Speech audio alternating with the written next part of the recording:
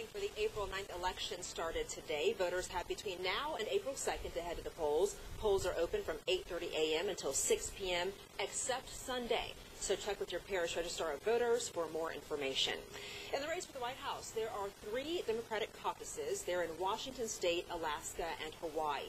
In Washington State, people gathered in schools, churches, and community centers across the state to voice their preference for either Hillary Clinton or Bernie Sanders. Officials say more than 150,000 people pre-registered to participate, and more than 35,000 early votes have already been cast, leading to record-breaking numbers. Both candidates held rallies throughout the state this past week. More arrests have been made in connection to the terror attacks in Brussels. It's been nearly a week since those attacks. Jeremy Roth has more on who police have in custody. 31 people killed and more than 300 others injured in Tuesday's deadly terrorist attacks in Brussels. So far, Belgian authorities say they've arrested and charged one man, Faisal C., with terrorist murder, attempted terrorist murder, and participation in terrorist activities. Faisal C. was arrested Thursday following a shootout with police in the Belgian district of Schaerbeek. 3 others have also been arrested and charged with participating in the activities of a terrorist group.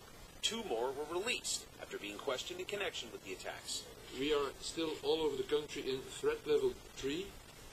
There are inquiries, important inquiries going on. For these inquiries, we need a lot of police capacity all over the country. Hours after Tuesday's bombings, French National Police issued a warrant for this man, who they believe was involved in the terrorist attacks. Authorities described 28-year-old Naeem Al-Hamed as very dangerous and probably armed. The attacks, the primary focus of President Obama's weekly address. Obama also spoke out about the recent death of one of ISIS top leaders. We're going to continue to root out and defeat ISIL. We've been taking out ISIL leadership, and this week we removed one of their top leaders from the battlefield permanently. We're also working to disrupt plots against the United States and against our friends and allies.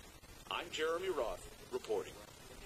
And another historic trip to the island nation of Cuba. The British rock band, the Rolling Stones, performed there Friday, and the show was free. It started off with Mick Jagger and crew singing the band's classic, Jumpin' Jack Flash. The British Rockers are the first major international band to play there since the Cuban Revolution almost 60 years ago.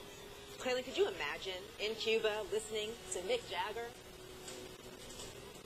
Not at all, Adrianna. That's a fantastic look. Tomorrow, I know you all have plans to dress in your best, Easter best on Sunday. Great suits, and we're talking about some pretty dresses as well. But you want to add umbrellas to that situation tomorrow. Maybe some even rain bonnets and some rain boots for the area for your dress tomorrow as you head out, because we have some higher rain chances coming up on the way for the area. Rain chances will be increasing because this warm front will be moving to the north.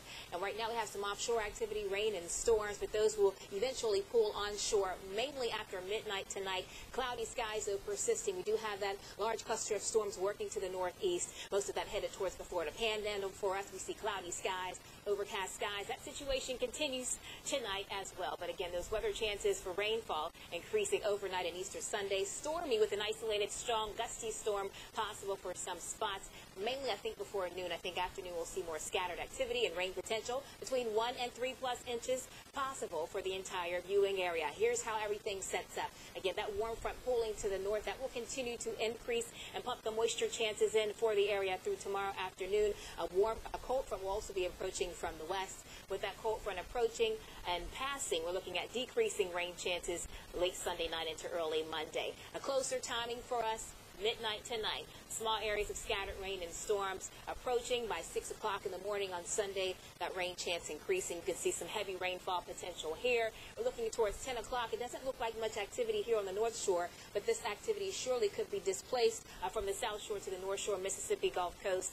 So make sure you tune into meteorologist Jesse Venturella in the morning hours on Sunday. He'll get you out the door dry, at least prepared for the wet weather. Into Sunday afternoon, see how the storms start to break up. So I think we'll see scattered activity. That potential continues, and then we'll see a slow lightening of the rainfall and rain action as we head into Sunday night. That's because that front will be approaching and passing through. Most of the heaviest moisture working off to the east. Rain potential, again, accumulation-wise, between 1 and 3 inches for a lot of spots across the area. Also, that interest for an isolated, strong or gusty wind situation tomorrow. that main risk of slight storms will be around Tennessee and stretching towards the Ohio and mid-Tennessee valley. So we'll be watching out for that. Our high today was 76, the normal. 74, the record 84 right now at the airport, 76 degrees, still sitting at that high temperature. Winds east-northeast at 14 miles per hour. On the South Shore, we have that low to mid-70 range, 74 for Belle Chase, mid and upper 70s for the North Shore. That's where they saw a little bit more sunshine this afternoon. Mississippi Gulf Coast, lower 70s, so a mild setup for everyone. The winds out of the east, some southeasterly winds for us as well, between 10 and 20 miles per hour. So for tonight, mid and upper 60s.